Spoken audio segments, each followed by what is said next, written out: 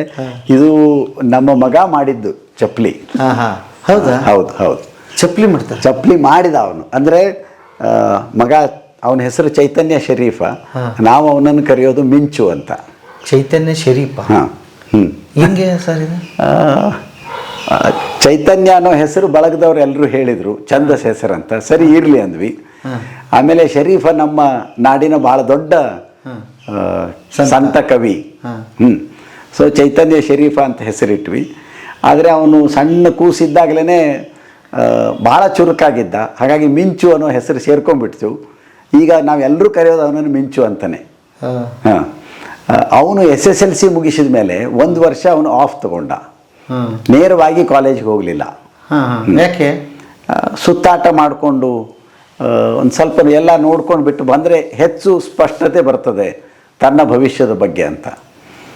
ಹಾಗಾಗಿ ಆ 1 ವರ್ಷದ ಅವಧಿಯೊಳಗೆ ಅವನು ಇಲ್ಲಿ ಬೆಳಗಾವದ ಹತ್ರ ಒಂದು ಹಳ್ಳಿ ಒಳಗೆ ನಮ್ಮ ಸ್ನೇಹಿತರೊಬ್ಬರು ಈ ಥರದ್ದೊಂದು ಇದನ್ನು ನಡೆಸ್ತಾ ಇದ್ರು, ಸಂಸ್ಥೆ.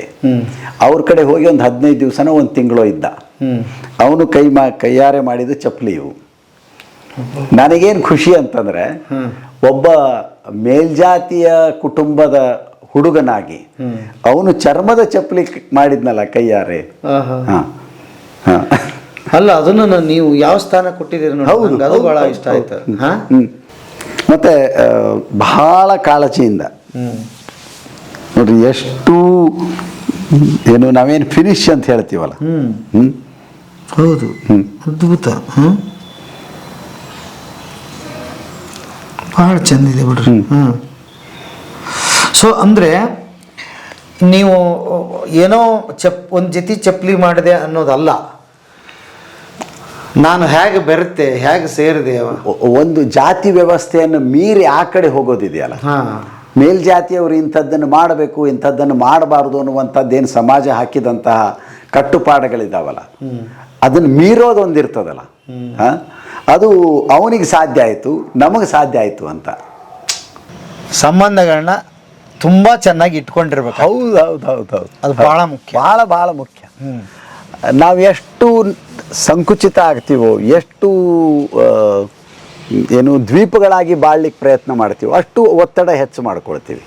ಸಂಬಂಧಗಳನ್ನು ಹೆಚ್ಚು ಮಾಡಿಕೊಂಡು ಬಳಗವನ್ನು ದೊಡ್ಡದಾಗಿ ಮಾಡಿಕೊಂಡಷ್ಟು ನಮಗೆ ಎಲ್ಲ ರೀತಿಯ ಸಹಾಯವೂ ಸಿಗ್ತಾ ಇರ್ತದೆ, ಎಲ್ಲ ರೀತಿಯ ಸಹಾಯವೂ ಸಿಗ್ತಾ ಇರ್ತದೆ. ಆಮೇಲೆ ಇನ್ನೊಂದನ್ನು ಹೇಳ್ಬಿಡ್ತೀನಿ ನಾನು, ಎಲ್ಲರದು ಒಂದೇ ಮನಸ್ಸು ಇರೋದಿಲ್ಲ, ಒಂದೇ ಆ್ಯಂಗಲಲ್ಲಿ ಥಿಂಕ್ ಮಾಡಬೇಕಾಗಿಲ್ಲ.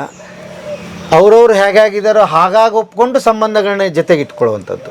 ಹೌದು, ಎಲ್ಲರೂ ಒಂದೇ ಇರೋದೇ ಇಲ್ಲ, ಇರಬಾರದು, ಇರದೇ ಇರೋದೇ ಸಹಜ. ಎಲ್ಲ ವ್ಯಕ್ತಿಗಳು ಬೇರೆ ಬೇರೆ. ಅದನ್ನು ಅರ್ಥ ಮಾಡ್ಕೊಂಡು ಬಿಟ್ಟೆ ಈ ಒಂದು ಹೊಂದಾಣಿಕೆ ಅಂತ ಇರ್ತದಲ್ಲ, ಅವರ ಇತಿಮಿತಿಗಳು ಅಂತ ಅನ್ನೋದಕ್ಕಿಂತನೂ ಅವರ ಶಕ್ತಿಗಳೇನು, ಅವರ ದೌರ್ಬಲ್ಯ ಏನು ಅನ್ನೋದನ್ನು ಸರಿಯಾಗಿ ಅರ್ಥ ಮಾಡ್ಕೊಂಡ್ಬಿಟ್ರೆ ನಾವು ಬಹಳ ಒಳ್ಳೆಯ ಸಂಬಂಧಗಳನ್ನು ಸಾಧಿಸ್ಲಿಕ್ಕೆ ಆಗ್ತದೆ. ಬರ್ರಿ ಬೀಗ್ರ, ಊಟ ಮಾಡೋಣ. ಬಾಳ ಮಂದಾಗ್ಲಿ ತಗೋರಿ. ನಿಮ್ಮ ಬಾಯಾರಿಕೆಯಿಂದ ಹಂಗ ಆಗ್ಲೇವಾ? ಅದರೊಳಗೂ ಬೆಳಿಗ್ಗೆ 6:30-7ಕ್ಕಿಂತ ಮೊದಲು ಮತ್ತು ರಾತ್ರಿ 10ರ ನಂತರ ಈ ಬಾಗಿಲ ಹಾಕೊಂಡ್ಮೇಲಂತೂ ಯಾವ ಶಬ್ದನೂ ಬರೋದಿಲ್ಲ. ಗಾಳಿ ಬರ್ತದೆ. ಗಾಳಿ ಬರ್ಲಿಕ್ಕೆ ಒಂದು ಸಣ್ಣ ಪೈಪ್ ಮಾಡಿದ್ದೀವಿ. ಹೌದಾ? ಸಣ್ಣದೊಂದು ಪೈಪ್ ಅದ, ಗಾಳಿ ಓಡಾಟಕ್ಕೆ ಏನು ಸಮಸ್ಯೆ ಆಗೋದಿಲ್ಲ. ಅಲ್ಲಿ ಒಳಗಡೆ ಕೂಡ ಯಾವುದೇ ಮೂರ್ತಿ, ಫೋಟೋ ಯಾವುದೂ ಇಲ್ಲ. 4 ಗೋಡೆಗಳು ಮತ್ತು ನಾವು ಅಷ್ಟೇ. ಸಂಬಂಧಗಳೇನಿದ್ರು 4 ಗೋಡೆ ಮಧ್ಯೆ ಒಳಗಡೆ. ಹೌದು, ನಾವು ನಮ್ಮೊಳಗೆ. ಅದನ್ನ ಇಲ್ಲೇ ಕೇಳಿಬಿಡ್ತೀನಿ, ಎಲ್ಲವನ್ನು ತೊರೆದು ಹಂಗ ಹೋಗಿ ಮುಳುಗಿಬಿಡೋದು ಹೇಗೆ ಅಂತ. ದೊಡ್ಡದು ಏನೋ ತಯಾರಿ ಬೇಕಾಗ್ತದಲ್ಲ? ಏನಿಲ್ಲ. ಅಂದರೆ ಮತ್ತೆ ನಾವು ಒಂದೇನೋ ಬಹಳ ಗಂಭೀರವಾದಂಥ ಆಧ್ಯಾತ್ಮಕ್ಕೆ ಹೋಗ್ಬೇಕಂತಿಲ್ಲ. ನಾವು ನಮ್ಮ ಒತ್ತಡವನ್ನು ಕಡಿಮೆ ಮಾಡ್ಕೊಳ್ಳೋ ಸಲುವಾಗಿ, ಹೆಚ್ಚು ನಿರಾಳ ಆಗೋ ಸಲುವಾಗಿ ನಾವು ಅಲ್ಲಿ ಹೋಗಿ ಸ್ವಲ್ಪ ಹೊತ್ತು ಕೂತು ಬಿಟ್ಟರೆ ಸಾಕು.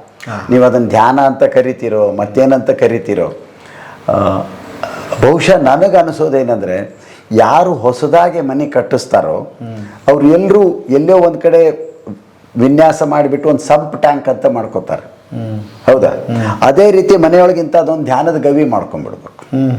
ನಿಮಗೆ ಯಾವಾಗ ಬೇಕೋ ಅಲ್ಲಿ ಹೋಗಿ ಕೂತ್ಕೊಂಡ್ಬಿಡ್ರಿ. 5 ನಿಮಿಷ ಕೂತ್ಕೋರಿ, ಅರ್ಧ ತಾಸು ಕೂತ್ಕೋರಿ. ಅದು ಬಹಳ ನೆಮ್ಮದಿ ಕೊಡುವಂಥ ಜಾಗ ಅದು. ನನಗಂತೂ ಬಹಳಷ್ಟು ಕೊಟ್ಟಿರುವಂಥ ಜಾಗ ಇದು.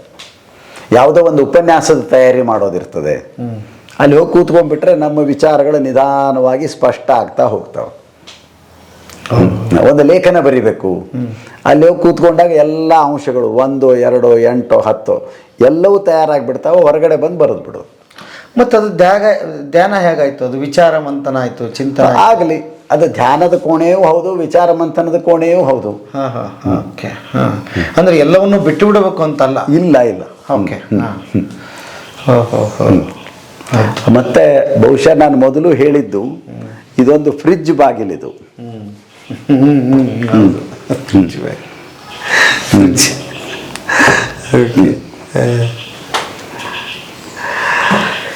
ಅದ್ಭುತ. ಅಂದ್ರೆ ಇಷ್ಟೆಲ್ಲ ವ್ಯವಸ್ಥೆ ನೀವು ಅದಕ್ಕೆ ಮೊದಲು ಹೇಳಿದ್ದು, ನಿಮ್ಮ ಅಗತ್ಯಕ್ಕೆ ತಕ್ಕಂಗೆ.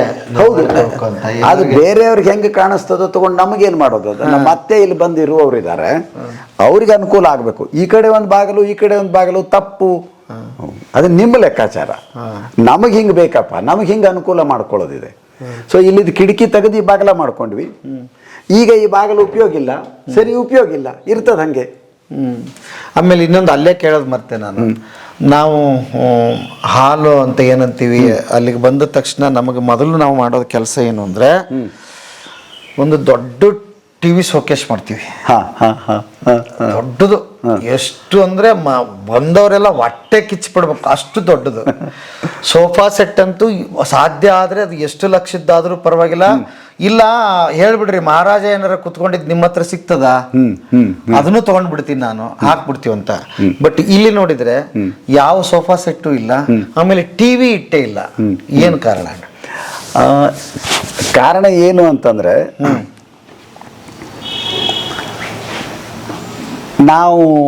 ನಾವೇನೋ ಮನೆಯವರೇ ನಾವೇನೋ ಮಾತಾಡ್ತಾ ಇರ್ತೀವಿ, ಅಥವಾ ನಿಮ್ಮಂಗೆ ಮತ್ತಾರೋ ಸ್ನೇಹಿತರು ಬರ್ತಾರೆ, ಬಳಗದವ್ರು ಬರ್ತಾರೆ, ಅವ್ರ ಜೊತೆ ಮಾತಾಡ್ತಾ ಇರುವಾಗ ಮನೆಯವ್ರು ಯಾರಿಗಾದ್ರೂ ಟಿವಿ ನೋಡ್ಬೇಕು ಅಂತಾದ್ರೆ ಅದು ಸಮಸ್ಯೆ.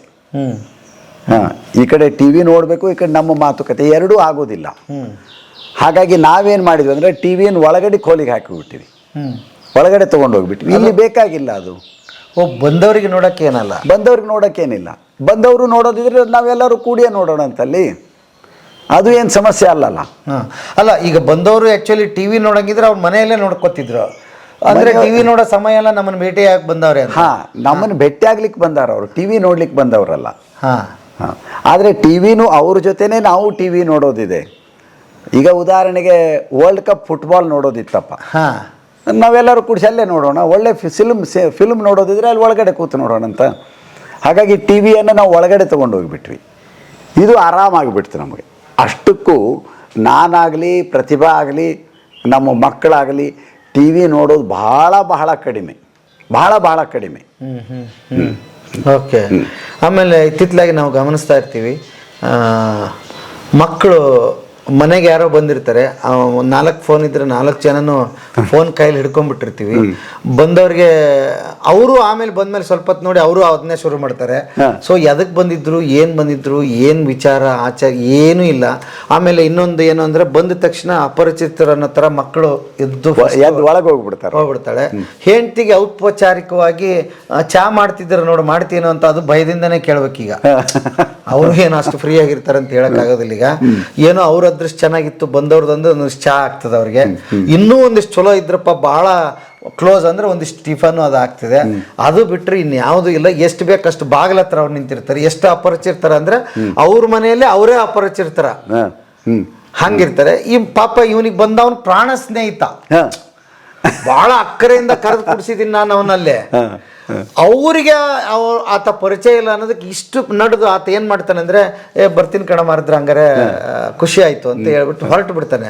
ಬಟ್ ನನ್ನ ಉದ್ದೇಶ ಆತ 2 ದಿವಸ ಇಲ್ಲಿ ಉಳ್ಕೊಳ್ಳಿ, ಇರ್ಲಿ, ಮತ್ತೇನೇನ. ಯಾಕಂದ್ರೆ ಬಂದ್ ಅರ್ಧ ಗಂಟೆಯಲ್ಲಿ ಎಲ್ಲವನ್ನು ಹಂಚ್ಕೊಳಕ್ ಆಗೋದಿಲ್ಲ. ಅದು ಇದ್ದಾಗ ರಾತ್ರಿ ಬಿಚ್ಕೊಳಾಗ, ಬೆಳಗಿನ ಜಾವ, ಅಥವಾ ಏನನ್ನ ಕೇಳಿ ಒಂದ್ ನನ್ನ ಹೆಗಲಿ ಕೊಟ್ಟು ಹತ್ತು ಬಿಡ್ತಾನೋ.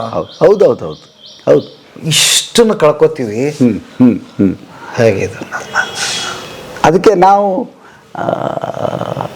ಎಷ್ಟು ಸಹಜವಾಗಿರ್ತೀವೋ ಯಾಕಂದರೆ ಮನೆಗೆ ಬಂದವರು ಕೂಡ ನಮ್ಮ ಸಂಬಂಧಿಕರೇ ಆಗಿರ್ಬೋದು, ಸ್ನೇಹಿತರಾಗಿರ್ಬೋದು, ಅಪರಿಚಿತ ಅತಿಥಿಗಳಾಗಿರ್ಬೋದು, ಅವರು ನಮ್ಮಂಗೆ ಮನುಷ್ಯರ. ಅದರೊಳಗೆ ಏನು ದೊಡ್ಡ ಏನು ವಿಶೇಷವಾದಂಥ ಕಾಳಜಿ ತೊಗೋಬೇಕಂತೇನಿಲ್ಲ. ಅವರು ನಮ್ಮ ಮನೆಯವರಂಗೆ ಆಗಿದ್ದು ಬಿಡ್ತಾರೆ. ಅಲ್ಲ, ಅದನ್ನೇನಾದ್ರು ಮನೆಯವರಿಗೆ ನಾವು ಮೊದಲೇ ತಿಳಿಸಿ ಹೇಳಿರ್ಬೇಕಾ, ನಮ್ಮ ತಪ್ಪ ಅವ್ರ ತಪ್ಪ? ಇಲ್ಲ, ಅದು ತಪ್ಪಂತಲ್ಲ, ಅಂಥದ್ದೊಂದು ಒಂದು ಸಂಪ್ರದಾಯ ಅಂತ ಅನ್ಬೋದು. ಅಂಥದ್ದೊಂದು ಪರಿಪಾಠವನ್ನು ನಾವು ರೂಢಿಸ್ಕೊಂಡು ಬಿಟ್ರೆ ಯಾರು ಬೇಕಾದವ್ರು ಯಾವಾಗ ಬೇಕಾದವಾಗ ಬರ್ತಾರಪ್ಪ, ಅವ್ರು ಇರ್ತಾರೆ. ಅದೊಂದು ಒಪ್ಪಿತವಾದಂಥ ಸಂಗತಿ ಮನೆಯೊಳಗೆ. ಮತ್ತು ಬಂದವರಿಗೂ ನಾವು ಹೇಳಿಬಿಡ್ತೀವಿ, ನಾವು ಇಷ್ಟು ಹೀಗಿದ್ದೀವಿ, ಇಲ್ಲಿ ಇದೆಲ್ಲ ಇದೆ, ನೀವು ಆರಾಮಾಗಿದ್ದು ಬಿಡ್ರಿ. ರಾತ್ರಿ ಮಲ್ಕೊಳ್ಳೋದಿದೆಯಾ, ನಿಮಗೆ ಅಲ್ಲಿ ಒಂದು ಕೋಣೆ ಇದೆ, ಅಲ್ಲಿ ಮಲ್ಕೊಂಬಿಡ್ರಿ. ಅಥವಾ ನಿಮಗೆ ಬೆಳಿಗ್ಗೆ ಬೇಗನೆ ಎದ್ದು ನಿಮಗೆ ಚಹಾ ಮಾಡ್ಕೊಳ್ಳೋದಿದೆಯಾ, ಅಡುಗೆ ಮನೆ ಇದೆ, ಅದರೊಳಗೆ ಇಲ್ಲಿ ಇದು ಎಲ್ಲ ಇದೆ, ನೀವು ಸ್ವತಂತ್ರವಾಗಿದ್ದೀರಿ, ಆರಾಮಾಗಿದ್ದೀರಿ. ನಮಗೇನೋ ಕೆಲಸ ಇದ್ದು ನಾವು ಹೋಗಿಬಿಡ್ತೀವಿ ಹೊರಗೆ, ನೀವಿರ್ರಿ.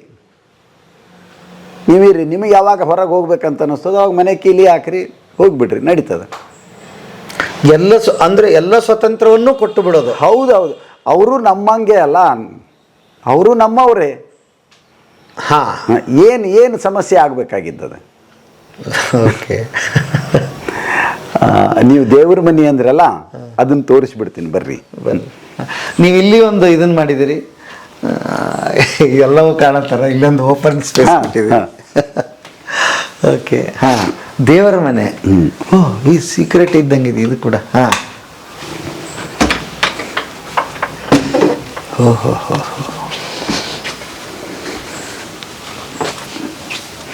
ಇದು ದೇವರ ಮನೆಯ? ದೇವರ ಮನೆ. ಓಕೆ, ಸರಸ್ವತಿ. ಇದು ಪ್ರತಿಭಾ ತನಗಾಗಿ ಮಾಡಿಕೊಂಡಿರುವಂಥದ್ದು.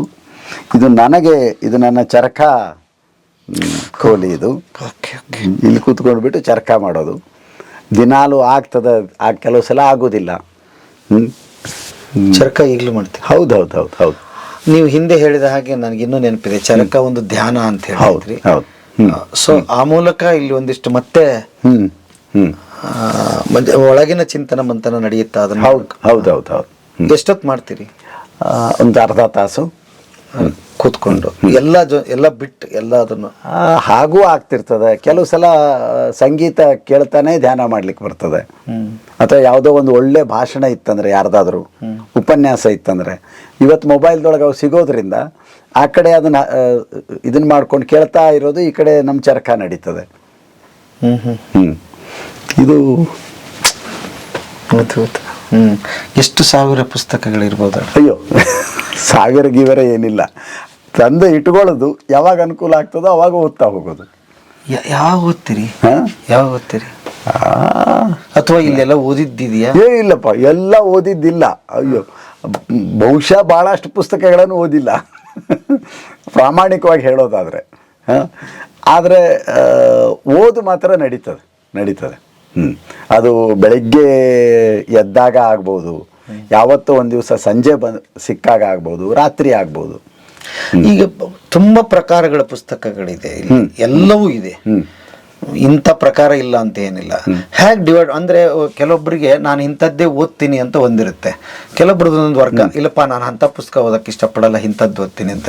ಇಲ್ಲಿ ಎಲ್ಲ ಪ್ರಕಾರಗಳನ್ನ ನೀವು ಓದ್ತೀರಾ ಮತ್ತು ಓದಬೇಕಾ ಅಥವಾ ಓದೋದು? ನನಗಂತೂ ವಿಚಿತ್ರವಾದಂಥ ಓದುವ ಹುಚ್ಚು. ಅದು ಕಾದಂಬರಿ ಆಗಿರಬಹುದು, ಬಹಳ ಗಂಭೀರವಾದಂಥ ಚಿಂತನೆಯ ಪುಸ್ತಕ ಆಗಿರ್ಬೋದು. ನಾನು ಎಲ್ಲವನ್ನೂ ಓದ್ತಾ ಇರ್ತೀನಿ, ಕನ್ನಡದ್ದು ಹೌದು, ಇಂಗ್ಲೀಷಿಂದು ಹೌದು, ಎಲ್ಲವನ್ನೂ ಓದ್ತಾ ಇರ್ತೀನಿ. ಆದರೆ ಇತ್ತಿತ್ತಲಾಗಿ ಕಾದಂಬರಿ ಕಾವ್ಯ ಸ್ವಲ್ಪ ಕಡಿಮೆ. ಚಿಂತನ ಸಾಹಿತ್ಯ ಅಂತ ನಾವು ಯಾವುದನ್ನು ಹೇಳ್ಬೋದು, ಪರಿಸರಕ್ಕೆ ಸಂಬಂಧಿಸಿದ್ದಿರ್ಬೋದು, ಆಧ್ಯಾತ್ಮಕ್ಕೆ ಸಂಬಂಧಿಸಿದ್ದಿರ್ಬೋದು, ಶಿಕ್ಷಣದ್ದಾಗಿರ್ಬೋದು, ಆ ಓದು ಹೆಚ್ಚು. ಈಗ ಓದು ಏಜಿಗೆ ಅನುಗುಣವಾಗಿರುತ್ತಾ, ಅನುಭವಕ್ಕೆ ಅನುಗುಣ ಆಗಿರುತ್ತಾ, ಅಥವಾ ಈಗ ತತ್ಕಾಲಕ್ಕೆ ಏನು ನಡೆಯುತ್ತೆ ಅದಕ್ಕೆ ಸಂಬಂಧಪಟ್ಟಿದ್ದಾಗಿರುತ್ತಾ, ಅಥವಾ ನಾವು ಹೇಗೆ ಬೆಳೆದು ಬಂದಿದ್ವಿ ಅದರ ಮೇಲೆ ಪರಿಣಾಮ ಬೀರಿರುತ್ತಾ ಅಂತ? ನನ್ನ ಮಟ್ಟಿಗೆ ಅಂತೂ ಅದು ನನ್ನ ಆದ್ಯತೆಗಳೇನು, ನನ್ನ ಹುಡುಕಾಟ ಏನು, ನನ್ನ ಪ್ರಯತ್ನ ಏನು, ಅದಕ್ಕೆ ಸಂಬಂಧಿಸಿದಾಗ ನನ್ನ ಓದಿರ್ತದೆ. ನಾನು ಶಿಕ್ಷಣ ಕ್ಷೇತ್ರದೊಳಗೆ ಏನೋ ಒಂದು ಪ್ರಯತ್ನ ಮಾಡ್ತಾ ಇರೋದರಿಂದ, ಪರಿಸರದ ಚಟುವಟಿಕೆಗಳೊಳಗಿರೋದ್ರಿಂದ, ಆಧ್ಯಾತ್ಮ ಅಂತಂದರೆ ಧ್ಯಾನ ಮುಂತಾದ ಇದರೊಳಗಿರೋದ್ರಿಂದ ಅಂತಹ ಓದು ನನಗೆ ಹೆಚ್ಚು. ಯಾವಾಗಲೂ ಸ್ವಲ್ಪ ಕಾವ್ಯ, ಯಾವಾಗಲೂ ಸ್ವಲ್ಪ ಕಾದಂಬರಿಯೋ ನಾಟಕವೋ. ಓ ಹಾಗೆ. ಆ ತಯಾರಿ ಏನಿದೆ ಅದರ ಮೇಲೆ ನಾವು ಏನು ಮಾಡ್ತಾ ಇರ್ತೀವಿ ಅದರ ಮೇಲೆ ಅಧ್ಯಯನ ನಡೀತಾ ಇರ್ತದೆ. ಓಕೆ ಓಕೆ, ಅದ್ಭುತ. ಆಮೇಲೆ ಇನ್ನೂ ಒಂದು ಗಮನಿಸ್ತಾ ಇದ್ದೀನಿ, ಎಲ್ಲ ಕಡೆ ಈ ಬಿದಿರಿನ ಒಂದು ಡಿಸೈನ್ ಇದೆ. ಇದಕ್ಕೇನಾದ್ರೂ ವಿಶೇಷ ಇದೆಯಾ ಅಂತ? ವಿಶೇಷ ಏನಂದ್ರೆ, ಮನೆ ಆದಷ್ಟು ಸರಳವಾಗಿರಬೇಕು ಮತ್ತು ಪರಿಸರ ಸ್ನೇಹಿಯಾಗಿರಬೇಕು ಅನ್ನೋದು ನಮ್ಮ ಆಲೋಚನೆ ಆಗಿತ್ತು. ಈ ಮನೆ ಈ ಒಂದು ಹಂತಕ್ಕೆ ಬಂದಾಗ ಎಲ್ಲೋ ದಕ್ಷಿಣ ಮಂಡ್ಯದ ಕಡೆಯವರು ಒಂದು ದೊಡ್ಡ ಕುಟುಂಬ, ಒಂದು 15-20 ಜನರದ್ದು ಒಂದು ಕುಟುಂಬ ಧಾರವಾಡಕ್ಕೆ ಬಂದು ಅವ್ರು ಬಿದಿರಿನ ಕೆಲಸ ಎಲ್ಲೆಲ್ಲೋ ಮಾಡ್ಕೊಂಡಿದ್ರು. ಅವ್ರಿಗೆ ಇರ್ಲಿಕ್ಕೆ ಜಾಗ ಇರಲಿಲ್ಲ. ನಮಗೆ ಆ ಮೂಲೆ ಒಳಗಿನ ಒಂದು 3-4 ಇದು ಖೋಲಿ ಖಾಲಿ ಇದ್ವು. ಅದು ಹೆಂಗೋ ಅವ್ರು ಬಂದು ನಾವು ಇಲ್ಲಿ ಇರೋಣ ಅಂತ ಕೇಳಿದ್ರು. ಸರಿ, ಇದ್ದು ಬಿಡ್ರಿ ಅಂತ ಹೇಳ್ಬಿಟ್ಟು ಆಗ ಸರಿಯಾಗಿ ಈ ಬಾಗಿಲುಗಳನ್ನು ಮಾಡುವಂಥ ಹಂತಕ್ಕೆ ಬಂದಿತ್ತು ಮನೆ. ಅವ್ರು ತಾವಾಗೇ ಕೇಳಿದ್ರು, ನಾವು ಮಾಡಿ ಕೊಡೋಣ ಅನ್ನೋದು. ಯಾಕಂದ್ರೆ ನಾವೇನು ಬಾಡಿಗೆ ತಗೊಳ್ಳುವವರಿಲ್ಲ, ಏನಿಲ್ಲ ಅವ್ರ ಕಡೆಯಿಂದ. ನಮಗೆ ಗೊತ್ತಿಲ್ಲ ಬಿದಿರು ಏನು, ಬಿದಿರು ಎಲ್ಲಿಂದ ತರ್ತಾರೆ ಏನೂ ಗೊತ್ತಿಲ್ಲ. ನಾವು ದಾಂಡೇಲಿ ಹೋಗಿ ಅಲ್ಲಿಂದ ಅನುಮತಿ ತೊಗೊಂಡ್ಬಿಟ್ಟು ಬಿದಿರು ತರ್ತೀವಿ ಅಂತ ಅದನ್ನೇ ವ್ಯಾಪಾರ ಮಾಡ್ತಾ ಇದ್ರು. ಬಂದರು, ಒಂದು ಹೆಚ್ಚು ಕಡಿಮೆ 1 ತಿಂಗಳು 2 ತಿಂಗಳು ಇಲ್ಲೇ ಇದ್ದರು. ನಮ್ಮ ಎಲ್ಲ ಬಾಗಿಲುಗಳಿಗೂ ಮಾಡಿಕೊಟ್ಟು ಹೋದರು. ಇಲ್ಲಿ ತನಕ ಅಂತೂ ಭಾಳ ಸುಸ್ಥಿತಿಯೊಳಗೆ ಇದಾವವು. ಗೊತ್ತಿಲ್ಲ ಎಷ್ಟು ದಿವಸ ತಾಳಿಕೆ ಏನು ಅಂತ ಗೊತ್ತಿಲ್ಲ. ಏನು ಬೇಡ, ಏನು ಬದಲಾಗ್ತದೆ. ಅದು ಒಂದು ಇನ್ನೊಂದು ಚಂದ ಅಷ್ಟೇ. ಅಷ್ಟಕ್ಕೆ ತಯಾರಾಗಿ ನಾವು ಎಲ್ಲವನ್ನು ಗುಡ್ಡ ಇದು 100 ವರ್ಷ ಬದುಕುತ್ತೆ ಶಾಶ್ವತ ಅನ್ನೋದಿಲ್ಲ. ಇಲ್ಲ ನಮ್ಮದೇ ಗ್ಯಾರಂಟಿ ಇಲ್ಲ. ನಮ್ಮ ವಸ್ತುಕ್ಕೆ ಭಾಳ ತಲೆ ಕೆಡಿಸ್ಕೊಂಡ್ಬಿಡ್ತೀವಿ ನಾವು. ಹೌದು. ಓಕೆ, ಇದೊಂದು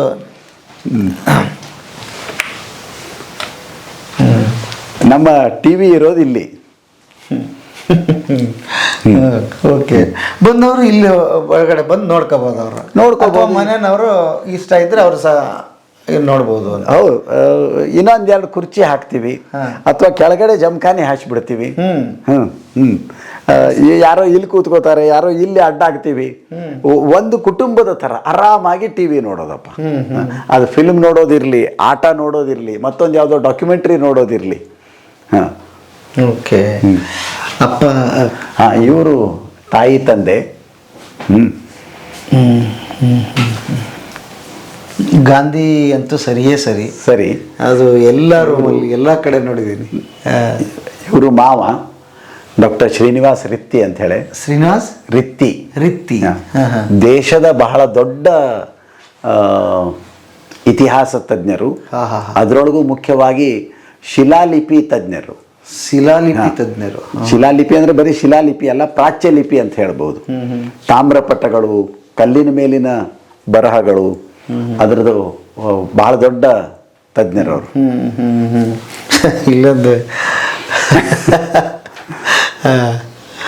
ಓಕೆ. ಏನೋ ನಾನು ಹೇಳಿದ್ನಲ್ಲ, ಮೊದಲಿಗೆ ಏನೋ ಒಂದು ಬ್ಲೂ ಪ್ರಿಂಟ್ ಅಂತ ಇರಲಿಲ್ಲ. ಅದು ಮಾಡ್ತಾ ಹೋದ ಹಾಗೆ ತಲೆಯೊಳಗೆ ಬಂತು.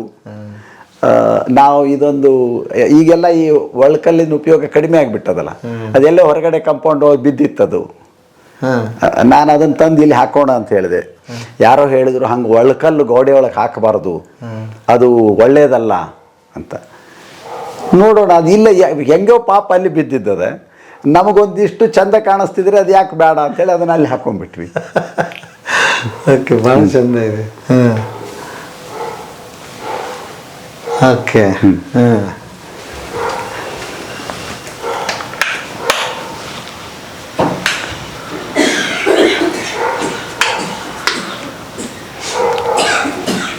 ಆಮೇಲೆ ಪುಸ್ತಕಗಳು ಎಲ್ಲವೂ ತುಂಬಿ ಮೆಟ್ಲ ಮೇಲೆ ಬಂದವ. ಇದು ಅನ್ಕೊಳ್ತೀವಿ ನಾವು ಇನ್ನೂ ಸ್ವಲ್ಪ ಹೆಚ್ಚು ಶಿಸ್ತಾಗಬೇಕು ಅಂತ. ಅವೆಲ್ಲ ಪುಸ್ತಕ ಅಲ್ಲಿ ಇರ್ತಾವ. ಯಾರೋ ಬರ್ತಾರೆ ಅಂತಂದ್ಮೇಲೆ ಅವಸರದೊಳಗೆಲ್ಲ ಇಲ್ಲಿ ಇಟ್ಬಿಡೋದು, ಅದನ್ನು ಸ್ವಲ್ಪ ಖಾಲಿ ಮಾಡ್ಕೊಳ್ಳೋದು. ಆಮೇಲೆ ಹಿಂಗೆ ಸೇರ್ತಾ ಹೋಗ್ತವೆ.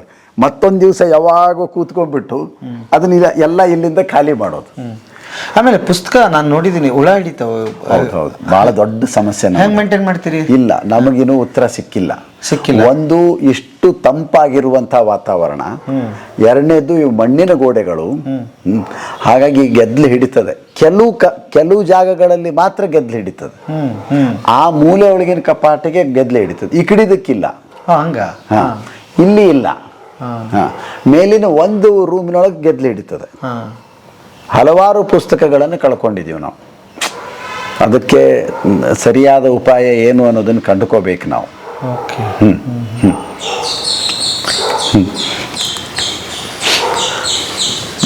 ನೋಡಿ, ಈಗ ಮೊದಲನೇ ಸಾರಿ ಮಾತಾಡಿದಾಗ ಈ ಮನೆ ವಿವರಣೆ ಬೇರೆ ಇತ್ತು. ಈ ಸರಿ ನಾವು ಮಾತಾಡ್ತಿರುವಾಗ ಮನೆ ವಿವರಣೆ ಬೇರೆ ಇದೆ. ನಾನು ಮತ್ತೆ ಅದಕ್ಕೆ ಇದನ್ನ ಟೂರ್ ಮಾಡ್ಬೇಕು ಅಂತ ಅನ್ಸಿದ್ದು.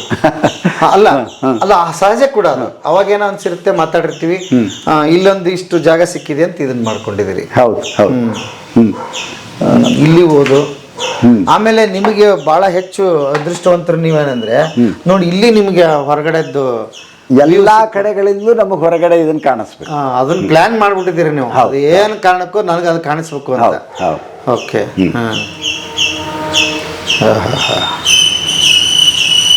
ಅದ್ಭುತ.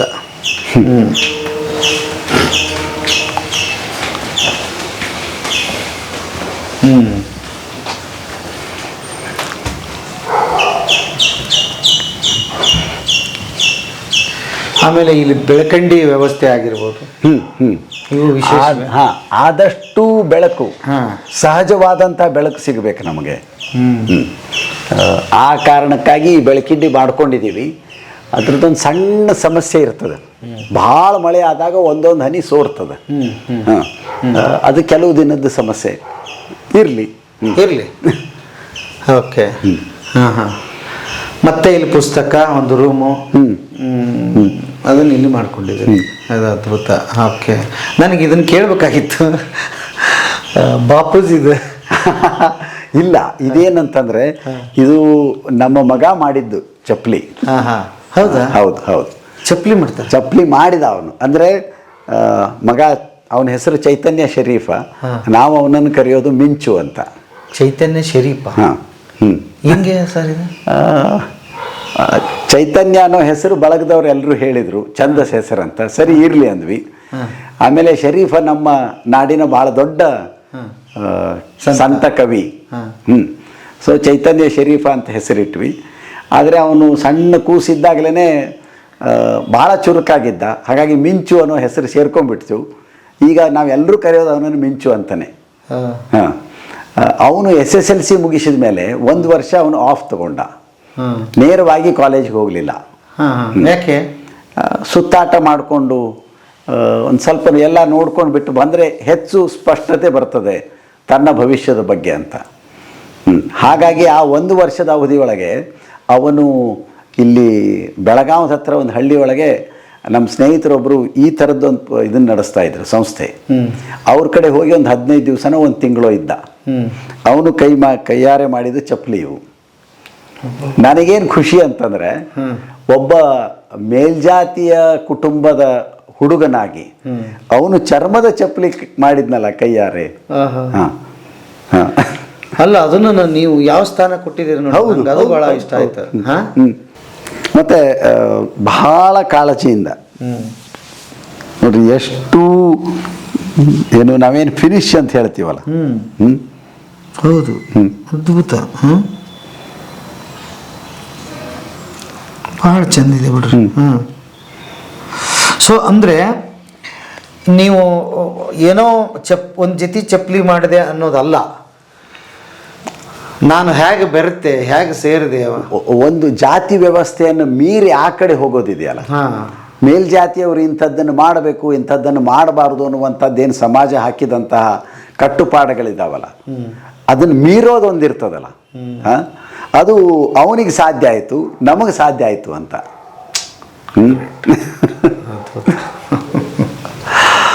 ಓಕೆ. ಹಾಗಾಗಿ ಇವು ಚಪ್ಪಲಿ ಅಂದರೆ ಬಹಳ ಕೀಳು ಅಂತ ನಾವು ನೋಡ್ತೀವಿ.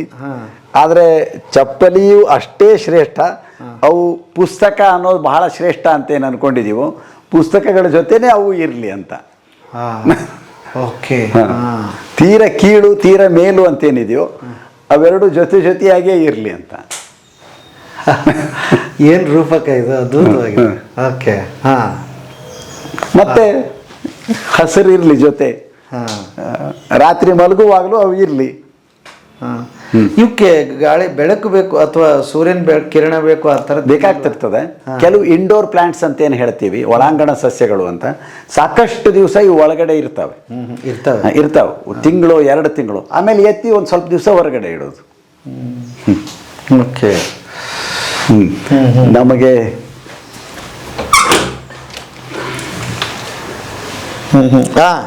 ಇದನ್ನು ಕೇಳ್ತಾ ಇದ್ರು. ಹೋದ್ಸಲ ತೋರಿಸಿದ್ದೀನಿ ಇದನ್ನ. ಇಲ್ಲಿಂದ ಒಂದು ವ್ಯೂ. ಹೌದು ಹೌದು ಅಲ್ವಾ? ನಾನು ಹೇಳಿದ್ನಲ್ಲ, ಮಕ್ಕಳಿಗೆ ಖುಷಿ ಕೊಡುವಂಥ ಮನೆ ಆಗಬೇಕು ಅಂತ. ಅವರು ಬಂದು ಇಲ್ಲಿ ನೋಡ್ತಾರೆ, ಇಣಕ್ತಾರೆ, ಕೆಳಗಡೆ ಅವ್ರು ಕೂತಾರೆ, ಕೆಳಗಡೆ ಇವ್ರು ಕೂತಾರೆ, ಕೆಳಗಡೆ ಅದು ನಡೀತಾ ಇದೆ, ಸಾಕಷ್ಟು ಹೊತ್ತು ಇದ್ರೊಳಗೆ ತಲ್ಲೀನರಾಗಿರ್ತಾರೆ. ನಾವೇನು ಹೆಚ್ಚಿಂದೇನೂ ಮಾಡಿಲ್ಲ. ಇದು ನಮ್ಮ ಎಂಜಿನಿಯರ್ ಅಂತ ಯಾರು ಸಿಕ್ಕಿದ್ರಲ್ಲ, ಅವ್ರು ಕೊಟ್ಟಂಥ ಐಡಿಯಾ ಇದು. ಏನು ಸಮಸ್ಯೆ ಇಲ್ರಿ, ನೀವು ಇದ್ರ ಮೇಲೆ ಓಡಾಡ್ರಿ, ಏನೂ ಆಗೋದಿಲ್ಲ ಅಂತ. ಖರೆ ಅಂದರೆ ನಮಗೆ ಅದನ್ನು ದುಂಡಿಗೆ ಮಾಡ್ಕೊಳ್ಳೋದಿತ್ತು. ಆದ್ರೆ ಅದು ಸ್ವಲ್ಪ ಕಷ್ಟದ ಕೆಲಸ ಅಂತ ಹೇಳಿ ನಾವು ಚೌಕಕ್ಕೆ ಸಮಾಧಾನ ಪಟ್ಕೊಳ್ಬೇಕಾಯ್ತು.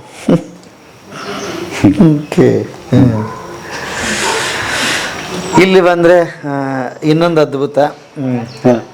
ಈ ಜಾಗ ನೀವು ಭಾಳ ಇಷ್ಟ ಅಂತೇಳಿ. ಹೌದೌದು, ನನಗಂತೂ ಇದು ಇಲ್ಲಿ ಬಂದು ಹಿಂಗೆ ಕುತ್ಕೊಂಡ್ಬಿಟ್ರೆ ಬೆಳಿಗ್ಗೆ 5:30 ಎದ್ದಾಗ ಇಲ್ಲಿ ಬಂದು ಸ್ವಲ್ಪ ಒಂದು ಕೆಲವು ನಿಮಿಷ ಇಲ್ಲಿ ಕೂತ್ಕೊಳ್ಳೋದು. ಈ ಒಟ್ಟು ಆ ಕತ್ತಲಿರುವಂಥ ಸಮಯದೊಳಗೆ ಅದನ್ನು ನೋಡೋದಿರ್ತದಲ್ಲ, ಬೆಳಿಗ್ಗೆ ಆಯಿತು ನಸುಕಿನ ಸಮಯದೊಳಗೆ, ಅಥವಾ ರಾತ್ರಿ ಎಲ್ಲ ಕೆಲಸ ಮುಗಿಸಿ ಬಂದು ಇನ್ನು ಮಲ್ಕೊಳ್ಬೇಕು ಅಂತನ್ನುವಾಗ ಮತ್ತೆ ಇಲ್ಲಿ ಬಂದು ಕೂತ್ಕೊಳ್ಳೋದು.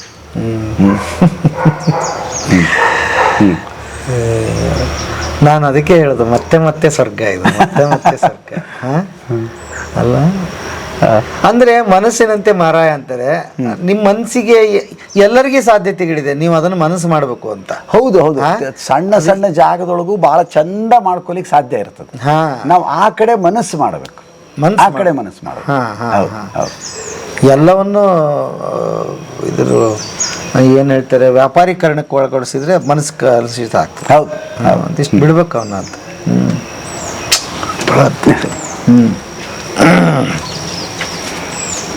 ಇದು ಈಗ ತೀರಾ ಈ ವಾರದ ಪ್ರಯೋಗ ಇದು. ಏನಿದು?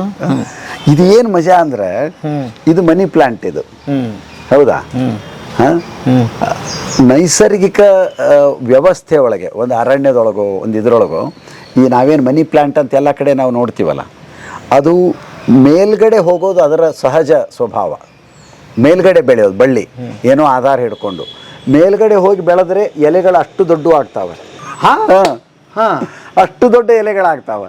ನೀವು ಕೆಳಗಡೆ ಜೋತ್ ಬಿಟ್ರೆ ಇಷ್ಟು ಸಣ್ಣ ಸಣ್ಣ ಎಲೆಗಳಾಗ್ತಾವೆ. ಏನಿದೆ? ಸೇಮ್ ಪ್ಲಾಂಟ್ ಇದೆ. Same plant. ಜಾದು ಇದು. ಅದಕ್ಕಾಗಿ ನನಗೆ ಇದೆಲ್ಲ ಹಿಂಗೆ ಜೋತ್ ಬಿಟ್ಟಿದ್ನಲ್ಲ, ಇವೆಲ್ಲ ಸಣ್ಣ ಸಣ್ಣ ಎಲೆಗಳು ಪೂರ ಹಂಗ ಒಂಥರ ಮಾಲೆ ಥರ ಕೆಳಗಡೆ ಹೋಗ್ಯಾವ. ಹಸಿರು ಜೀವಂತ ಮಾಲೆಗಳು. ಓಕೆ. ಅದಕ್ಕೆ ಈ ಒಂದು ವಾರದ ಹಿಂದೆ ಏನು ಇದ್ರೊಳಗೆ ಬಂತು ಅಂದರೆ, ತಲೆಯೊಳಗೆ, ನಾನು ಪ್ರತಿಭಾ ಯಾವಾಗೋ ಒಂದೊಂದು ಸಲ ರವಿವಾರ ದಿವಸ ಬೆಳಿಗ್ಗೆ ಇಲ್ಲಿ ಬಂದು ಕೂತ್ಕೊಂಡು ಕಾಫಿ ಕುಡಿಯೋದು ಮತ್ತೊಂದು ಅವಕಾಶ ಸಿಕ್ಕಾಗ ಮಾಡ್ತಿರ್ತೀವಿ. ಅದಕ್ಕೆ ನಾನೇನು ಅನ್ಕೊಂಡೆ, ಸರಿ ಇದು ಸಿಕ್ಕಿದ್ದದೆ, ಇದು ನಿಂಗೆ ಏರ್ಸೋಣಂತೆ. ನೋಡೋಣ, ಈ ಎಲೆಗಳು ದೊಡ್ಡದಾಗ್ತಾ ಇದಾವೆ ನೋಡ್ರಿ. ಹೌದು. ಮೇಲೇರುವ ಎಲೆಗಳು ದೊಡ್ಡದಾಗ್ತವೆ, ಕೆಳಗಡೆ ಜೋತ್ ಬೀಳುವಂತ ಎಲೆಗಳು ಸಣ್ಣವಾಗ್ತವೆ. ಹೆಂಗೆ? ಇದು ಬಹಳ ವಿಚಿತ್ರ. ಒಂದೇ ಸಸ್ಯ ಹಿಂಗೆ ಇದೆಯಲ್ಲ. ಇದು ಒಂದು ಪ್ರಾಯೋಗಿಕವಾಗಿ ಇದು ಮಂಗ್ಯ ಜಿಗದಾಡಿ ಉಳಿತದೋ ಮುರಿದು ಹೋಗ್ತದೋ ಗೊತ್ತಿಲ್ಲ. ನೋಡೋಣ, ಮೊದಲು ಒಂದ್ಸಲ ಹಿಂಗೆ ಮಾಡಿಕೊಂಡು ಇದು ಸರಿ ಆಗ್ತದಪ್ಪ ಅಂತಂದ್ರೆ ಇನ್ನೂ ಸರಿಯಾಗಿ ಮಾಡ್ಕೊಲಿಕ್ಕೆ ಬಂದೆ. ಮಂಗೆ ಭಾಳ ಅದಾವ. ಭಾಳ ಮಂಗೆ. ಇಷ್ಟು ಗಿಡ ಅಂದಮೇಲೆ ಇವತ್ತ್ಯಾಕೋ ಶಾಂತ. ಮಂಗಗಳ ಸಮಸ್ಯೆ ಅಂತೂ ಸಮಸ್ಯೆ ಅನ್ನೋದಿಲ್ಲ, ಸಾರಿ ತಪ್ಪದು. ಮಂಗಗಳಿರ್ತಾವೆ, ಬಹಳಷ್ಟು ಥರದ ಪಕ್ಷಿಗಳು ಬರ್ತವೆ, ಗಿಳಿಗಳು, ಮತ್ತೊಂದು ಏನೇನೋ ಇರ್ತದಿಲ್ಲಿ. ಅವುಗಳಿಗೆ ನೀರು ಕುಡಿಯೋ ಸಲುವಾಗಿ ಇದೊಂದು ವ್ಯವಸ್ಥೆ ಮಾಡಿದ್ದೀವಿ. ಹೌದಾ? ಓ, ಮಂಗಗಳಿಗೆ ನೀರು. ಮಂಗಗಳಾಗ್ಬೋದು, ಪಕ್ಷಿಗಳಾಗ್ಬೋದು. ಓಕೆ. ಅಲ್ಲೊಂದು ಪಕ್ಷಿಗಳಿಗೆ ಪಕ್ಷಿಗಳ ಸ್ನಾನಕ್ಕಾಗಿಯೇ ಒಂದು ವ್ಯವಸ್ಥೆ ಅದು. ಹೌದು ಹೌದು. ಅದಂತೂ ಎಷ್ಟು ಚಂದ ಅದ ಅಂದ್ರೆ ಹೌದೌದು. ಈಗ ಯಾರಾದ್ರೂ ಬೇಕಂದ್ರೆ ಹಿಂಗೆ ಹತ್ತಿ ಬಂದ್ಬಿಡ್ಬೋದು. ನೀವು ಅದನ್ನೇ ಹೇಳ್ತಾ ಇದ್ರಿ. ಮಿಂಚು ಮಗ ಇದ್ನಲ್ಲ ಇಲ್ಲಿ PUC ಓದುವಾಗ ಸಾಕಷ್ಟು ಸಲ ರಾತ್ರಿ ತಡ ಮಾಡಿ ಬರ್ತಿದ್ದ ಗೆಳೆಯರ ಜೊತೆ ಓಡಾಡ್ಕೊಂಡು ಮಾಡ್ಕೊಂಡು, ನೀವು ಮನೆ ಬಾಗ್ಲ ಹಾಕೊಂಡು ಮಲ್ಕೊಂಡ್ಬಿಡ್ರಿ, ಈ ಬಾಗ್ಲ ತೆಗೆದು ಇಟ್ಬಿಡ್ರಿ, ನಾನು ಹಿಂಗೆ ಬರ್ತೀನಿ ಅಂತ ಹತ್ಕೊಂಡು ಬಂದ್ಬಿಡ್ತಿದ್ದ. ಹೌದಾ? ಓಕೆ. ಅದ್ಭುತ ಅದ್ಭುತ. ಮತ್ತೇನು ವಿಶೇಷ ಇದೆ ಅಣ್ಣ ಇಲ್ಲಿ ತೋರಿಸುವಂಥದ್ದು? ವಿಶೇಷ ಇಲ್ಲಿದೇನಂತಂದ್ರೆ, ನಾವು ಸಾಕಷ್ಟು ಸಲ ಇಲ್ಲಿ ಮಲಗ್ತೀವಿ. ಇಲ್ಲಿ ಇಲ್ಲಿ ಇಲ್ಲಿ ಬೇಸಿಗೆ ಒಳಗೆ ನಾವು ಒಳಗೆ ಮಲಗಬೇಕಂತಿಲ್ಲಲ್ಲ. ಹೌದು, ಇಲ್ಲೇ ಮಲ್ಕೊಂಡ್ಬಿಡ್ತೀವಿ. ಗಾಳಿ ಭಾರಿ ಆರಾಮ್, ಭಾರಿ ಆರಾಮ್. ಇಲ್ಲೇ ಒಂದು ಸ್ವಿಚ್ ಮಾಡ್ಕೊಂಡಿದ್ದೀವಿ. ಎಷ್ಟೊತ್ತು ಬೇಕೋ ಅಷ್ಟೊತ್ತು ಓದೋದಿದೆ. ಮಲಗಬೇಕು ಅಂದರೆ ಮಲ್ಕೊಂಡ್ಬಿಡ್ತೀವಿ. ಇಲ್ಲೊಂದು ಲೈಟ್ ಇದೆ, ಅಲ್ಲೊಂದು ಲೈಟ್ ಇದೆ. ವಾ, ಅದ್ಭುತ.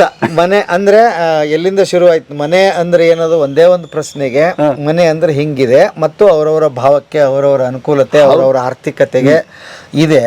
ಒಂದಿಷ್ಟನ್ನ ನಾವು ತ್ಯಜಿಸೋದ್ರಿಂದ ಮನೆ ಚಂದ ಆಗುತ್ತೆ. ನನಗೀಗ ಅರ್ಥ ಆಗಿದ್ದು, ಎಲ್ಲವೂ ತಂದು ಗುಡ್ಡೆ ಹಾಕೊಂಡಿದ್ರೆ ಅದು ನೀವು ಹೇಳ್ದಂಗೆ ಒಳಗಡೆ ಗಾಳಿನೇ ನಮಗೆ ವಿಷ ಆಗ್ತದೆ. ಹೌದು ಹೌದು. ಈ ಅಷ್ಟು ಗಮನದಲ್ಲಿ ಇಟ್ಕೋಬೇಕು. ಯಾಕಂದ್ರೆ ನೋಡೋಣ, ಇಂಥವು ಯಾರು ಹೇಳಿಲ್ಲ. ಅಂದ್ರೆ ನಾವೇನು ಅನ್ಕೊಂಡಿದ್ವಿ, ಒಳಗಡೆ ಗಾಳಿ ಶುದ್ಧ ಇಲ್ಲ, ಹೊರಗಡೆ ಪರಿಸರ ಸರಿ ಇಲ್ಲ ಅಂತ. ಈಗ ನೀವು ಹೇಳಿದ್ದೆ ಅಂದ್ರೆ ಒಳಗಡೆನೆ ಶುದ್ಧ ಇಲ್ಲ. ಹೌದು ಹೌದು. ಸೊ ಅದು ಅದ್ಭುತ. ನಾವು ಅದನ್ನು ಹೊಸ ವಿಷಯ ಇವತ್ತು ನಾವು ತಿಳ್ಕೊಂಡ್ವಿ, ವೀಕ್ಷಕರಿಗೆ ತಿಳಿಸ್ದಂಗಾಯ್ತು. ಸೊ ಈಗ ಇನ್ನೂ ಒಂದು ಅದಕ್ಕೆ 2 ಪ್ರಶ್ನೆ ಕೇಳ್ಬಿಡ್ತೀನಿ. ಸೊ ಇದೆಲ್ಲ ಇಷ್ಟು ಚಂದ ಇರ್ಬೇಕಂದಾಗ ಸಂಬಂಧಗಳನ್ನ ತುಂಬಾ ಚೆನ್ನಾಗಿ ಇಟ್ಕೊಂಡಿರ್ಬೇಕು. ಹೌದು ಹೌದು ಹೌದು ಹೌದು. ಅದು ಬಹಳ ಮುಖ್ಯ, ಬಹಳ ಮುಖ್ಯ. ನಾವು ಎಷ್ಟು ಸಂಕುಚಿತ ಆಗ್ತೀವೋ, ಎಷ್ಟು ಏನು ದ್ವೀಪಗಳಾಗಿ ಬಾಳ್ಲಿಕ್ಕೆ ಪ್ರಯತ್ನ ಮಾಡ್ತೀವೋ, ಅಷ್ಟು ಒತ್ತಡ ಹೆಚ್ಚು ಮಾಡ್ಕೊಳ್ತೀವಿ.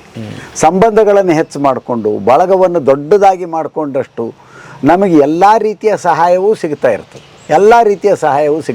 ಆಮೇಲೆ ಇನ್ನೊಂದನ್ನು ಹೇಳ್ಬಿಡ್ತೀನಿ ಅಣ್ಣ. ಎಲ್ಲರದು ಒಂದೇ ಮನಸ್ಸು ಇರೋದಿಲ್ಲ, ಒಂದೇ ಆ್ಯಂಗಲಲ್ಲಿ ಥಿಂಕ್ ಮಾಡ್ಬೇಕಾಗಿಲ್ಲ. ಅವ್ರವ್ರು ಹೇಗಾಗಿದ್ದಾರೋ ಹಾಗಾಗಿ ಒಪ್ಕೊಂಡು ಸಂಬಂಧಗಳನ್ನ ಜೊತೆಗೆ ಇಟ್ಕೊಳ್ಳುವಂಥದ್ದು. ಹೌದು, ಎಲ್ಲರೂ ಒಂದೇ ಇರೋದೇ ಇಲ್ಲ, ಇರಬಾರದು, ಇರದೇ ಇರೋದೇ ಸಹಜ. ಎಲ್ಲ ವ್ಯಕ್ತಿಗಳು ಬೇರೆ ಬೇರೆ.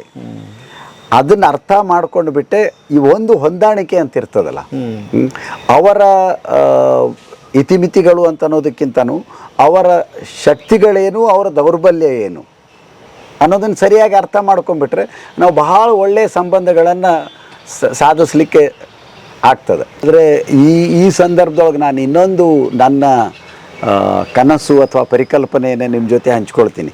ಸಾಧ್ಯ ಆದಾಗ ಅದನ್ನು ಇನ್ನೂ ಹೆಚ್ಚು ವಿಸ್ತಾರವಾಗಿ ಚರ್ಚೆ ಮಾಡೋಣ ಅಂತ ನಾವು. ಅದೇನೆಂದರೆ ರಕ್ತ ಸಂಬಂಧದ ಆಚೆಯ ಕೂಡು ಕುಟುಂಬ ಅಂತ. ರಕ್ತ ಸಂಬಂಧದ ಆಚೆಯ ಕೂಡು ಕುಟುಂಬ, ಈ ಪದನೇ ಹೊಸದಾಗಿದೆ. ನಾನ್ ಬಯೋಲಾಜಿಕಲ್ ಜಾಯಿಂಟ್ ಫ್ಯಾಮಿಲಿ ಅಂತ ಚರ್ಚೆ ಮಾಡೋಣ ಅಂತ ಒಂದ್ಸಲ. ಹೌದಾ? ಸಾಧ್ಯ ಆದ್ರೆ ನೆಕ್ಸ್ಟ್ ಎಪಿಸೋಡ್ ಅದೇ ಆಗ್ಲಿ. ಗೆಳೆಯರೆ, ಇನ್ನೊಂದು ಅದ್ಭುತ ಕೊಟ್ಬಿಟ್ರು ಸಂಜೀವಣ್ಣ. ಹಂಗೆ ಏನೋ ನಿಧಿ ಇದೆ ಒಳಗಡೆ ಕೆದಕಬೇಕು, ಈಗ ಅದೇ ಬಂದಿದೆ. ಹಾಗಾದ್ರೆ ಈಗ ನೆಕ್ಸ್ಟ್ ಆ ಮನೆ ತೋರಿಸ್ತೀವಿ. ಹೋಗೋಣ. ಒಂದು ಮನೆ ಕತೆ ಮಾತ್ರ ಮುಗ್ದಿದೆ, ಇನ್ನೊಂದು ಮನೆ ಕೇಳ್ರಿ. ಅದು ಇನ್ನೊಂದು ಅದ್ಭುತ ಸಾಂಸ್ಕೃತಿಕ ಲೋಕದ ಅಲ್ವಾ? ಅದು ಅದ್ದೂರಿ ಮತ್ತು ಏನ್ ಹೇಳ್ಬೇಕು ಅದಕ್ಕೆ, ನೀವೇ ಹೇಳ್ಬಿಡ್ರಿ ನೆಕ್ಸ್ಟ್ ಲಿಂಕ್. ಅದ್ದೂರಿಯೂ ಅಲ್ಲ, ಸಂಬಂಧಗಳಿಂದ ಸಮೃದ್ಧವಾದಂಥ ಶ್ರೀಮಂತವಾದಂಥ ಒಂದು ಮನೆ ಅದು. ಸಂಬಂಧಗಳಿಂದ ಶ್ರೀಮಂತವಾದಂತಹ ಮನೆ, ಪ್ರೀತಿ ತುಂಬು ತುಳುಕಿದಂತಹ ಮನೆ, ಪ್ರೇಮ ವಾತ್ಸಲ್ಯ ತುಂಬಿ ತುಳುಕಿರುವಂತಹ ಮನೆ ಅದು. ಅಲ್ಲಿಗೆ ಹೋಗೋಣ ಅಂತ ಕಾಯ್ತಾ ಇರಿ ನೆಕ್ಸ್ಟ್ ಎಪಿಸೋಡ್.